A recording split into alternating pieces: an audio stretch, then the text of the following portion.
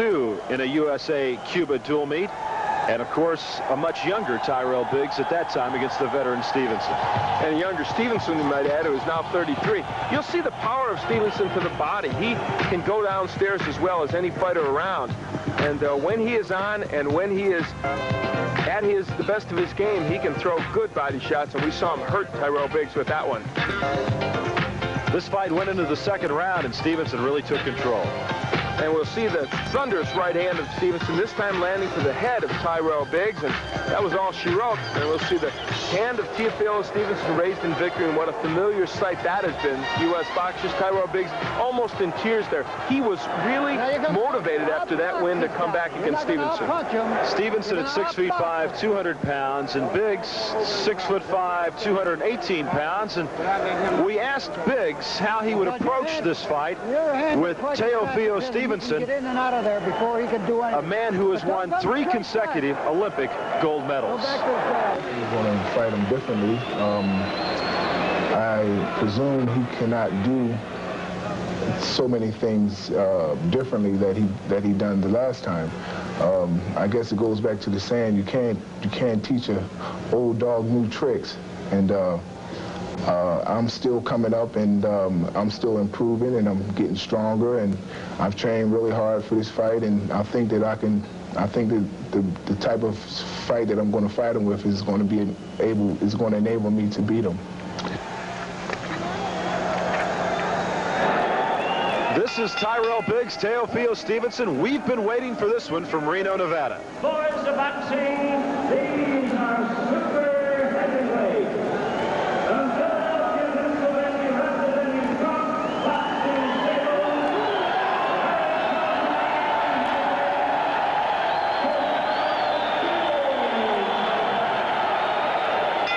Of course, a good look at Teofilo Stevenson. Still a happy look on his face as Tyrell Biggs was just introduced. And Al, how long can this man continue to go? Of course, when you're fighting just 3 rounds, you can continue in this game for a number of years. Indeed, and he's 33 years old. He gets a little boo from the crowd, but they respect his ability.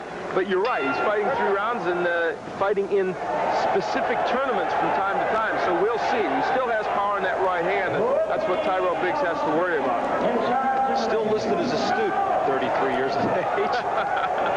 Well, resides in Las Tunas in Cuba, and as I mentioned, he's won 3 consecutive Olympic gold medals and is the only man besides the legendary Laszlo Papp of Hungary to do that. And the key for Biggs, I think, is to stay away from the Stevenson right hand and stay busy. He can do that. We've seen fighters be effective against Stevenson in that way. Stevenson is listed at 220 pounds. Now, he used to fight around the 200-205 range, and I would say in the last 4 or 5 years, he has really put on a considerable amount of weight. It's a natural process for all heavyweights. They all tend to get heavier as they hit their 30s. You know, with that headgear on, for a fleeting moment, he reminds you a little bit of Muhammad Ali in the face. He does indeed. And, you know, Ali was a good example of the fact that fighters, when they get older, can still deal with the big power punchers. They can't deal with the speed. It's the speed that bothers them. And that's where Biggs has a chance, at least, against Stevenson. The fighters that have hurt Stevenson or given him trouble in the past mostly have been quick fighters, like Michael Zelks gave him a run for his money in the Pan American Games some years ago because of his speed. Biggs is an outstanding athlete. Attended Hampton Institute, a good combination right there. Biggs will show you a lot of movement. He was a basketball player in college.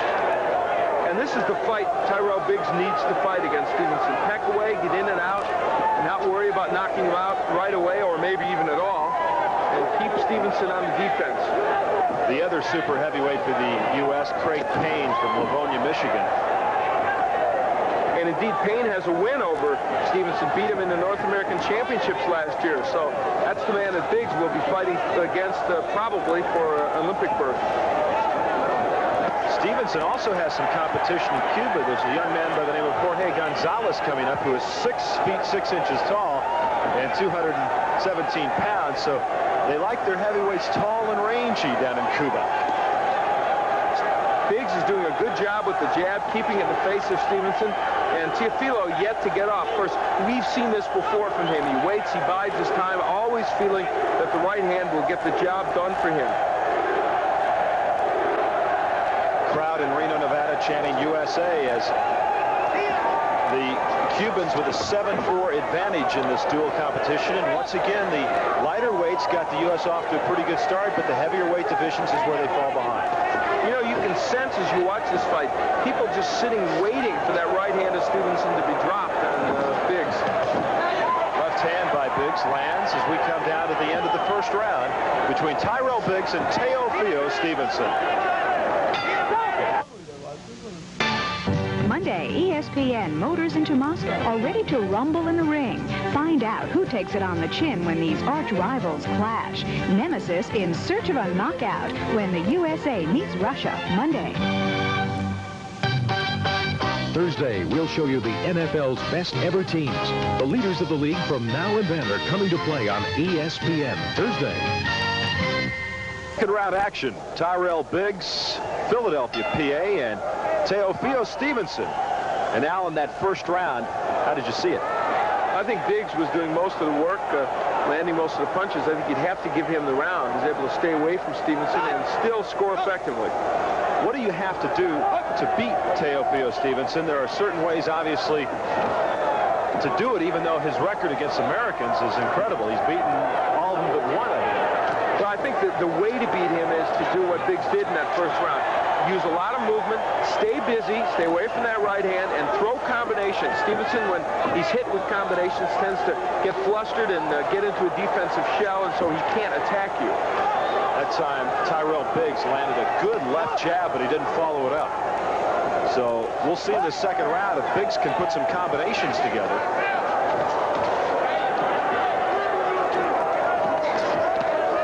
Good uppercut by Teofilo Stevenson. Biggs in the inside with Stevenson. And it's interesting here, you think that's not where you want to be with him. If you can fight well on the inside, it's a safe place because you can't hit you with that long right hand. There's a right to the body. Good body shot, and that, of course, is what gave Biggs such a problem the last time they fought. Biggs is able to get the left jab, and he's not been throwing it that much. It's there for him if he goes after it. Well, he used it in that first round pretty effectively, but he has not used it as much in this round. Good right hand by Biggs. Now he might have Stevenson hurt. He's got him against the ropes. He stunned him with that right hand, and Stevenson in an unfamiliar pose against those ropes, getting hit with punches. Boy, Biggs still leveling that left. Stevenson getting in some punches, though, as he moved right back at him. Sometimes when you're in trouble, Al, that might be the best defense, is moving right into a man, moving him back. And another good combination by Tyrell Biggs as he's putting some punches together in the second round. He has to be very careful not to get careless with Stevenson. Even though he's hurt him, Stevenson remains dangerous, and Tyrell cannot get wild. He has to stay within what he's doing. You know, the whole thing about Stevenson, though, it just seems like at any moment he's going to unleash that right hand. You feel that you're waiting for that punch to come, and certainly Biggs is waiting for it. Less than 30 seconds to go. Good right hand by Tyrell Biggs.